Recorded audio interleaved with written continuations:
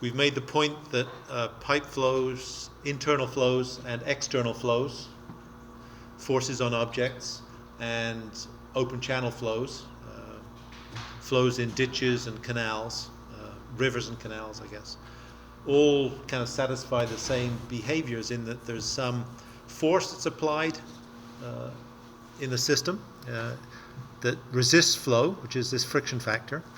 And from what we know about dimensional analysis, we want to be able to apply dimensional similitude, which is geometric. The pipes have the right relative dimensions of roughness and length and diameter. In terms of the kinematic requirements, that the Reynolds number should be appropriate for the flow, and that if that is the case, then we can use measurements of the forces for drag within these pipes, or the forces that we have to apply to anchor the pipes, to be able to say something about the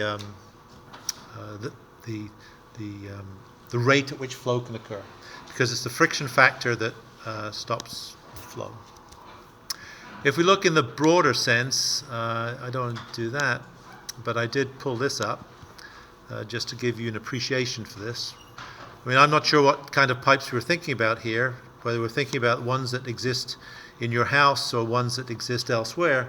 But as we've mentioned before, there's a huge array of pipelines that covers the US. I think these are liquid pipelines. And you see the reference below this to San Bruno example, which is right here in the Bay Area of California. We looked at that a couple of sessions ago. And if you look, I guess these are two different ones, right? These for liquids that are being transferred around. So crude oil in red, I guess coming down from the tar sands in Alberta, in western Alberta, central Alberta. Natural gas are the greens coming up from the Gulf to the northeast. CO2 is kind of interesting. Actually, CO2 is piped down, geologically occurring CO2, naturally occurring CO2 that exists in the Colorado Rockies is pumped down into West Texas to be used for enhanced oil recovery, injected to reduce the miscibility of oil and be able to recover oil from in situ. And what used to be the network of natural gas pipelines, well, still is, that brings gas up to the northeast to be used in the conurbations, the big urban centers of the northeast.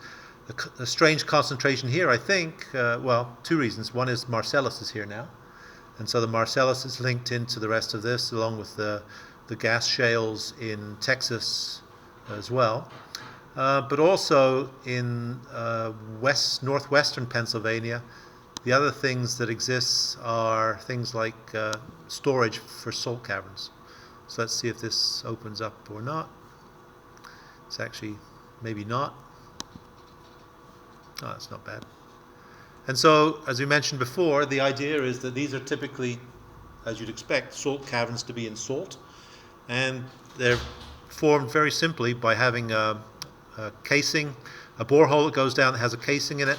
You circulate undersaturated water into the casing that dissolves the salt around it, and then you pull out the brine onto the surface and keep it as storage. And you use this to basically retract a casing up as you dissolve material around it, so you get these long cigar-shaped bodies that might be 1,000 feet, 300 meters tall, which are broader, larger than the shape of the casing that's central to them, but are able to take fluids. And so those fluids may be natural gas that would sit in the cavern with brine on the bottom. And when you want to pull the natural gas out to send it to New York City, you just pump brine in, and it physically displaces the natural gas which sits on the top. And I can't remember whether in this there were pictures of elsewhere. So these are galleries used for other things. So you may or may not know that the low-level radioactive waste, at least military radioactive waste, is stored underground in a salt mine at the Whip site in New Mexico, near not so far away from the tourist site of Carlsbad Caverns. And actually, I don't know if they have it here. Yeah, these are just mined out rooms where the stuff's put. So low-level waste being things like civilian waste as well, gloves that have been contaminated or irradiated in hospitals that aren't really a threat to anybody, but they're stored over long periods in salt. And salt, because it's very low permeability. Even though it dissolves, the velocities of fluids in there are very small, and being carried by water is the main way that radionuclides can actually get out to the biosphere. And so we're kind of getting a bit off topic, but pipelines supply these caverns, and of course the act of making these caverns are made kind of by a pipeline as well, a well bore, where you inject fluid into the cavern and it dissolves this portion out when you're actively dissolving it, and then when you put that brine back in, it's kind of an equilibrium with the salt around it, so it doesn't enlarge the caverns at all. And so this is also the way that the Strategic Petroleum Reserve is stored in Louisiana, so again in salt. So a big complex of many salt caverns, which take, I presume it's crude oil rather than refined oil, that in times of high prices, the president has authorization to be able to recover oil from that and put it into the economy when prices are high, and then you fill it up when prices are low, to be able to provide that buffer against things. So pipelines, although I think it's kind of a bit of a mundane quantity, are kind of essential to what we do in terms of the energy structure within this country and elsewhere in the developed world. But also, I can imagine you can think about what happens in houses as well and what we deal with. So that's kind of the preamble, if you like, to what we'll talk about today. And the things that I thought we might do is go through basically some examples. And so if we look at, so I want to look at non-circular sections. In other words, we talked about pipes that are circular section, but what happens if there are pipes that are non-circular section? So that's something we can deal with.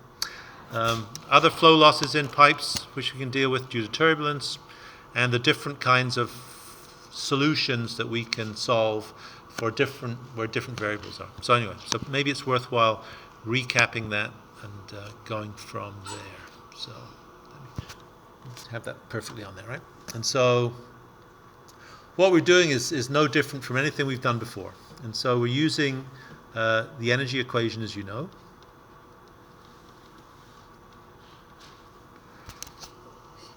And we're doing it to represent, if you look at the geometry we're dealing with,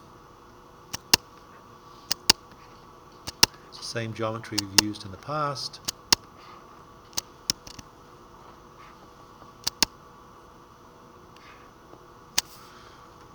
If I try and make this kind of fancy, oops.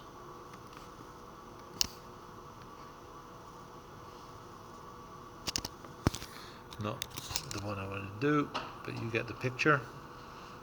It doesn't want to go there, so it's not supposed to be getting larger.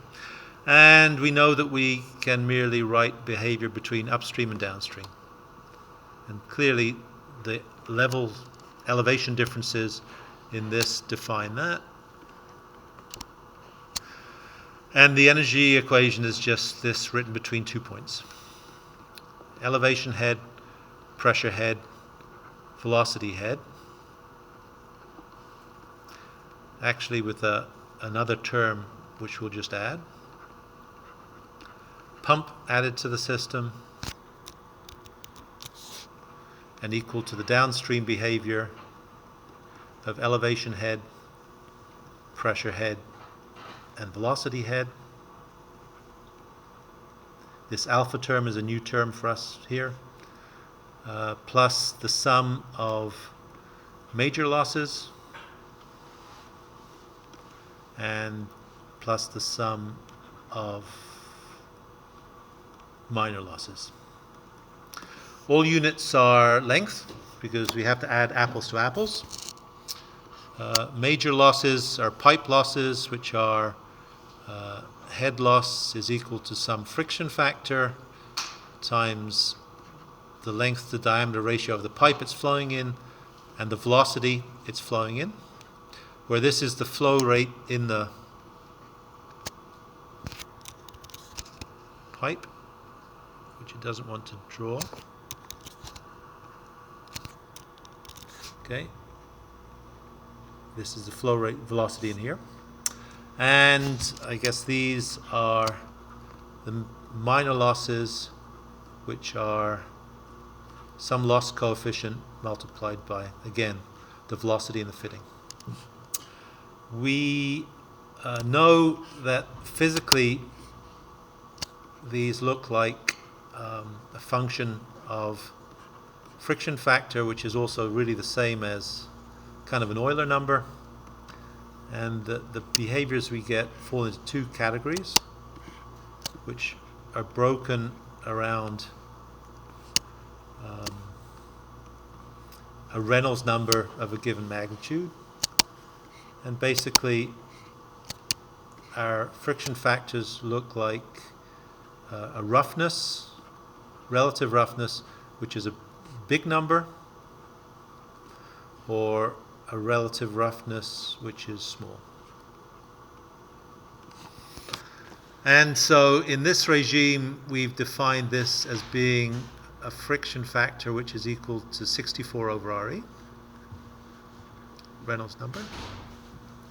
And the way that we deal with these vary as to where we are on this curve, and that's the big demarcation for us.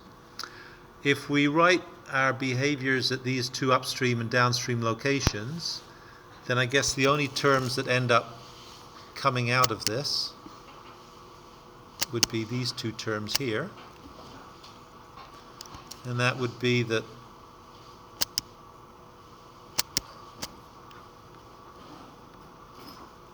this is just Z1 minus Z2. And pressures would be zero because they're on the surface. Velocities would be zero because they're written on the surface here.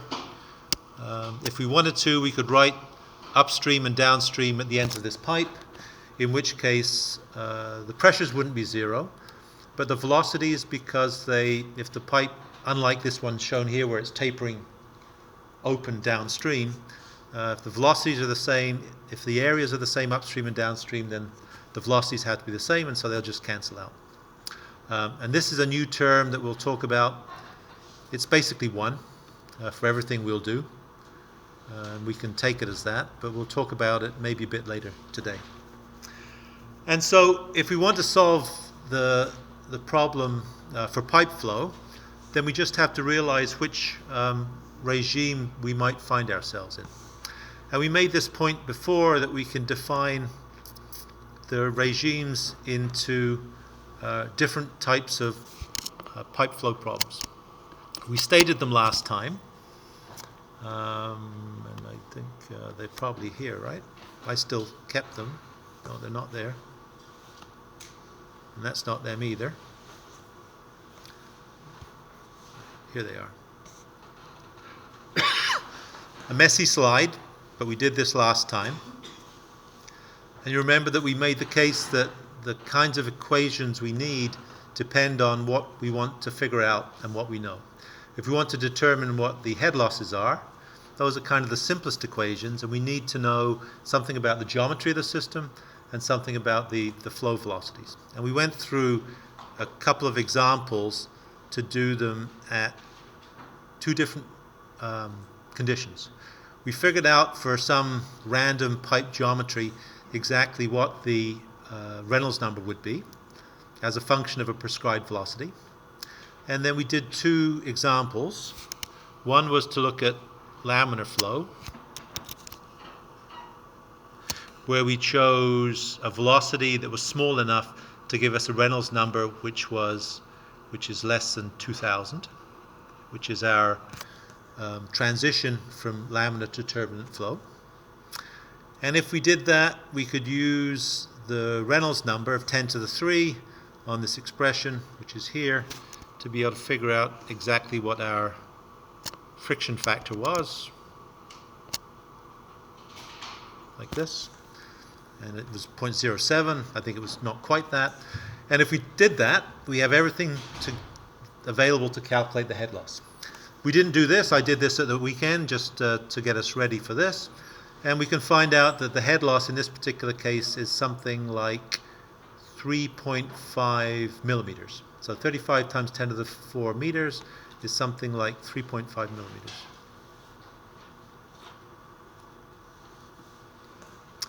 Tiny, right? So very small. And so in forcing it at that low velocity, we don't have to apply much elevation head to drive it. If we look at Reynolds numbers higher than 2000, so the second one was for turbulent behavior, then we need to choose a velocity which is large enough to give us that larger Reynolds number. If we choose 1,000, 100 meters a second, then we get a Reynolds number of 10 to the 6, is that right? Yeah, 10 to the 4 times 10 to the 2 is 10 to the 6.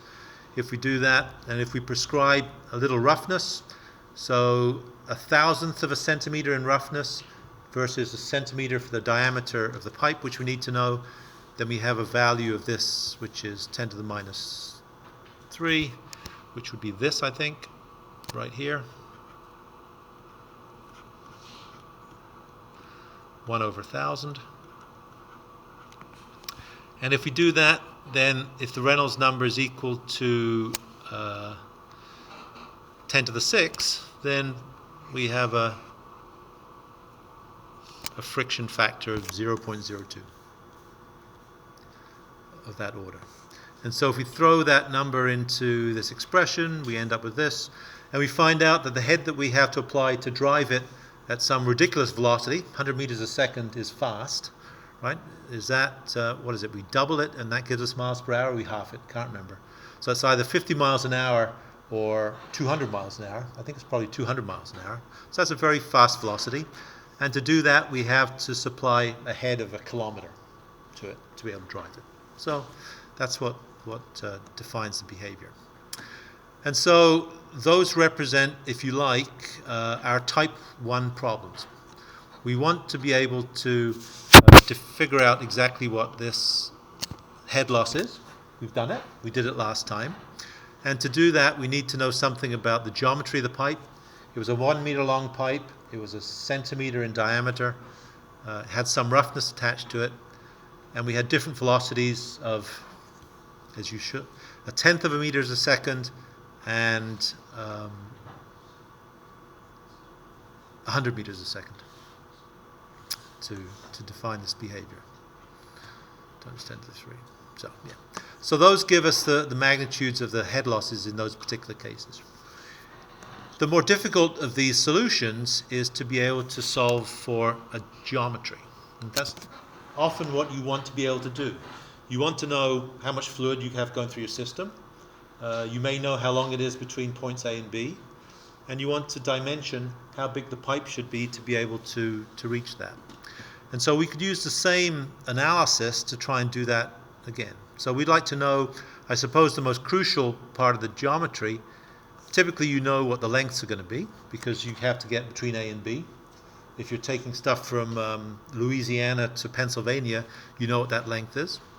You have some control over the roughness because you control what you make the pipe out of. Glass would be very smooth. Stainless steel would be smooth. Cast iron would be less smooth. Concrete would be even less smooth.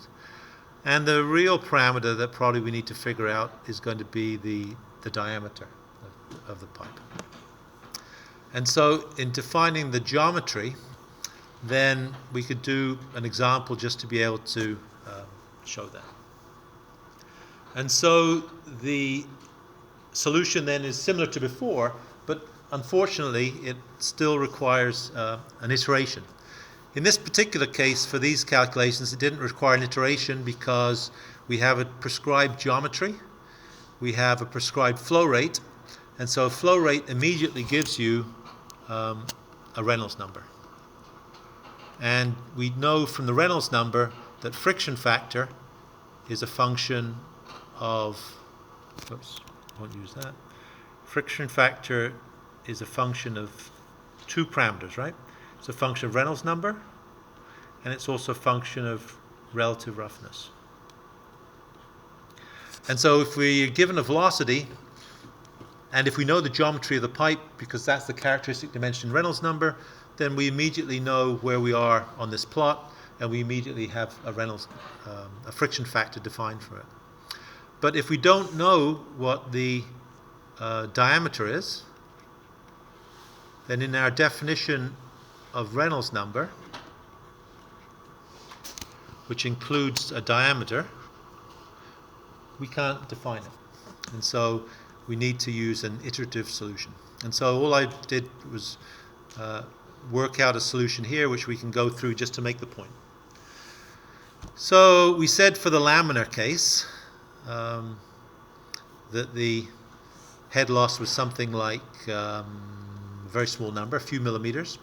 So all I've done is I've taken a head loss to be a bit bigger than that, prescribed a velocity. If it's laminar, this doesn't matter, because we know that as we look at in the laminar regime, our friction factor looks like this. And so this is maybe 64 over Reynolds number for a circular pipe. So we're looking at circular pipe still. And so what we can do is with these parameters we can calculate what the Reynolds number is.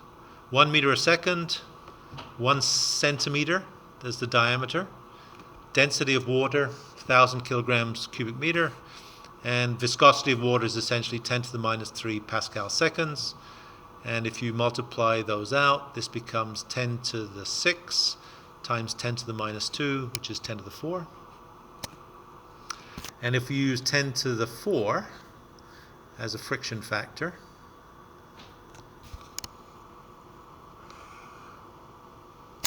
and a smooth pipe, well, we're not laminar anymore, but our friction factor is 0.03. Don't want to give you whiplash in this, but that's this. If we know what the friction factor is, then this is our head loss equation. We can rewrite that in terms of diameter, and it turns out to be this.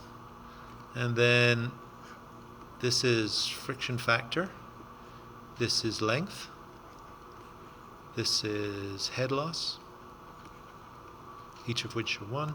Velocity, we said, is 1 meter a second, and 2g is basically 20 meters per second squared, which gives us a diameter for the pipe of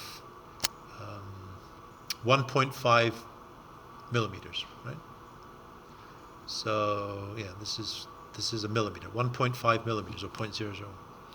So we have a diameter of the pipe, but we're not sure yet whether since we used before a previous diameter of the pipe, which was actually 1 centimeter, which is 10 millimeters, and we now want to use this. So what we can do is we can recalculate or re-estimate Reynolds number again. Velocity is still the same. Pipe diameter now is changed. This is in meters. The density and viscosities are unchanged. And so this is non-dimensional. So this is 1.5 times 10 to the 3. So this is 1. This is 2 times 10 to the 3. So I think this actually here, I think this is 1.5 times 10 to the 3. So now we're up in the laminar regime. And we have 0.04, hopefully, roughly anyway. You could probably do a better job of estimating that than that, which is this. Now again, if we use this, this is 0.04. All the other terms in this are the same as they were before. And so 0.04 divided by 20 gives us 2 millimeter for pipe diameter. 2 millimeters for the diameter in the Reynolds number gives us a Reynolds number of 2 times 10 to the 3. And we're honing in on a value which is, this would be 2 times 10 to the 3 right here. And it gives us a number which is 0.03. and we're back at 0.03, and if we'd use that again, we have a stable number which is oscillating between 2 and 1.5 millimeters for diameter. Tiny diameter, but maybe because it's a contrived example. If we check that diameter once again, now that we're on this laminar leg, if you like, of this plot. So if we check that number again, we would come out with a Reynolds number again of 1.5 times 10 to the minus 3. And if you go through that, it goes back to this diameter from the board. So somewhere in these, I'm not doing it very carefully, just doing it without a calculator, but you get the picture that this gives us the diameter of the pipe that's defined. So that's basically a type, quote-unquote, 3 question. I suppose if you wanted to, you could realize, of course, that if you know which regime you're in already, you can actually maybe short-circuit this process by writing out the solutions appropriately for either the laminar behavior or the turbulent behavior. So if we knew, for instance, that we were going to be laminar, which is what we ended up defining because we're on this curve here, so we defined in the last one of these that we're definitely on the laminar portion of this curve. Then I suppose what we could do is you could rewrite this expression that defines this, where we know that this friction factor, F is equal to 64 over Reynolds number, which is the same as 64 over velocity, diameter, density, and viscosity, right? So if you substituted that into this expression, we'd like to know what D is. And so all this here is down here is just going to be 64 times density times diameter times velocity. This, of course, is a term that we'd like to move onto this left side. So this is Reynolds number here,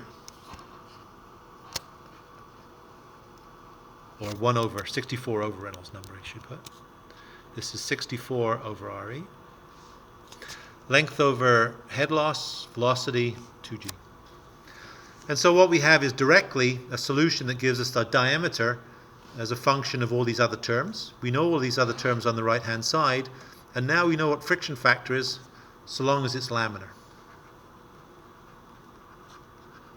And if it is laminar, then if we throw all these numbers in here, we end up calculating that the diameter of the pipe should be square root 3.2 times 10 to the minus 6, must be meters squared, which is square root 3.2 is 1.8, and square root 10 to the minus 6 is 10 to the minus 3, and so it's 1.8 millimeters. So not 2 millimeters, not 1.5 millimeters, but the correct magnitude is this. And I suppose that if, I'm not sure what that's doing there. So the other thing that we could do also is that if you realized that your solution was going to be in the turbulent regime, then that also becomes relatively straightforward to do. Because now, all of a sudden, if you know that you're going to be in the turbulent regime, say you think you're going to be here for the relative roughness, then I guess you know that on this line, the friction factor is going to be equal to 0.02. The roughness is 1 in 1,000th, but if you take this line across here, it's a bit of a blunt object, but you see that the friction factor is equal to 0.02. And so if you were assured, for instance, that you're going to be in the turbulent regime, then you can do exactly the same as we've done here, and that is that we want to calculate a diameter, and if we know what these terms are, I'm going to go beyond this. So we know that if we write this expression out, oops, didn't mean to be quite so blunt. So turbulent, which means that we're on this portion of the graph which is over here.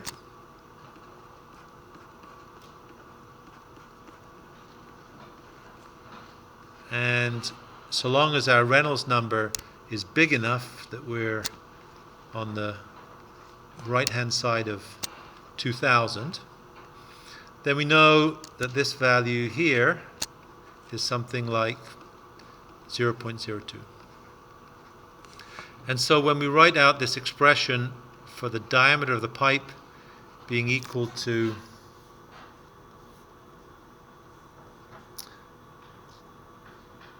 let's write it out in full.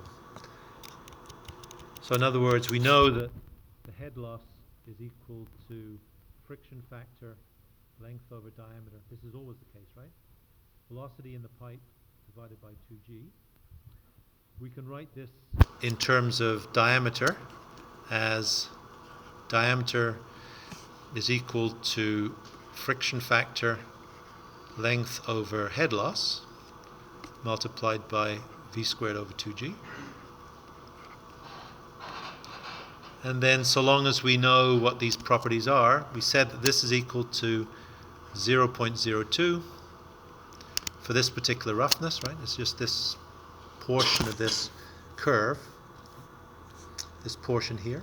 Doesn't change with Reynolds number so long as we're above this threshold Reynolds number. And we're able to solve in one part, right? This was 1 meter. We had a head loss, I think was 1 meter as well. Velocity was whatever it was 1 meter a second as well for the particular case we looked at. It's not going to give us the right result for this because I think the velocity is too small. If it was going 1 meter a second before when we did it and we were laminar, then it would certainly be laminar. But if it was a higher velocity, then we could solve in one step for the diameter. And so that's the point in these different solutions, is that we're basically trying to solve this expression, and the expression looks different depending on whether we're laminar or turbulent. And so laminar, this expression looks something like d squared is equal to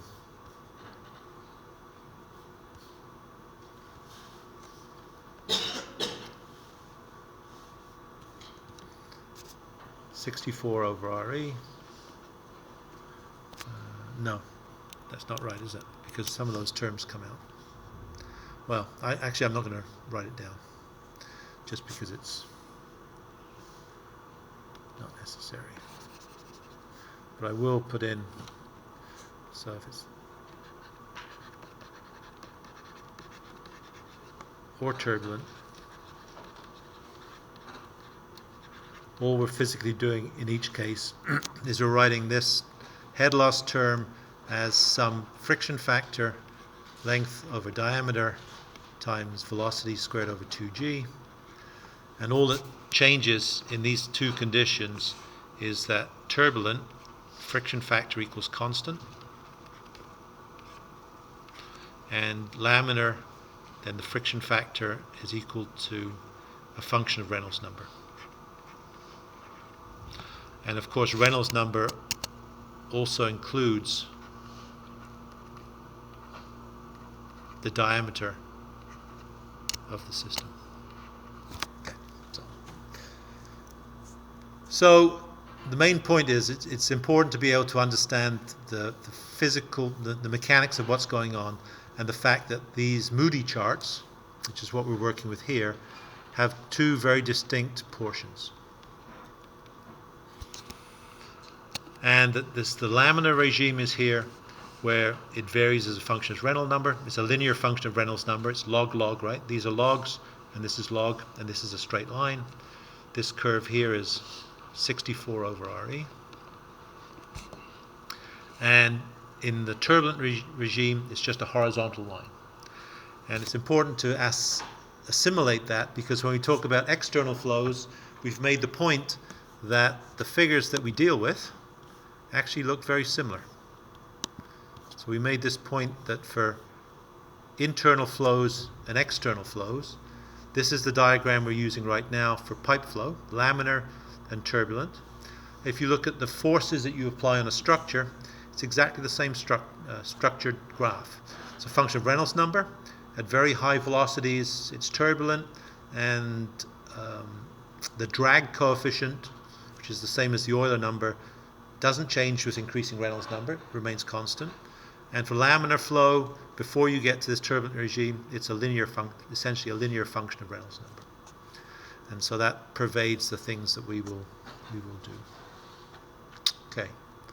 What else do you want to do? So we've made the point that we've certainly solved this. We've certainly solved this, I guess. Actually, it's worthwhile mentioning that what we've done is actually a little bit contrived. And just out of a desire to make it simple, is that you'll note that we've chosen the fact that, just to make life be easy for ourselves, that the velocity is constant. And so what we've done, we've chosen a velocity that we want. We've used that to calculate a Reynolds number. We've used that to calculate a friction factor. And we've used that to calculate a head loss or a diameter. And so our solution sequence, if you like,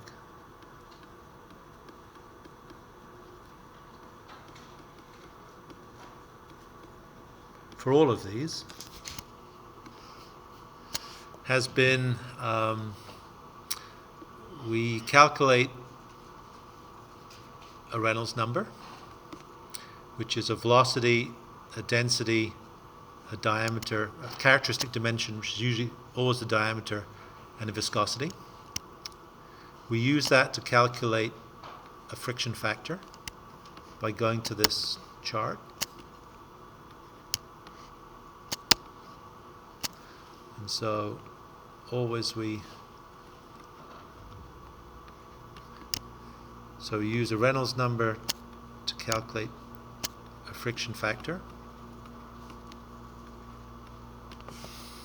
And then we use this friction factor to calculate, somewhere in this expression, that head loss is equal to friction factor, which we now know, length over diameter times v squared over 2g.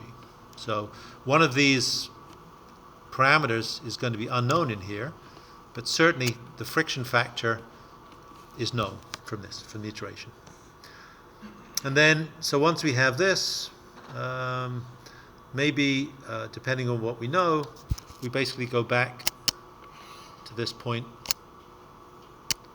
We re-estimate the friction factor with either a new velocity or a new diameter, or other parameters. And then we make sure that the Reynolds number is still the same Reynolds number we used to calculate this. If it's not, we come out with a new Reynolds number, and we go up, and we hope to use that second friction factor to do it. So that's the iterative process.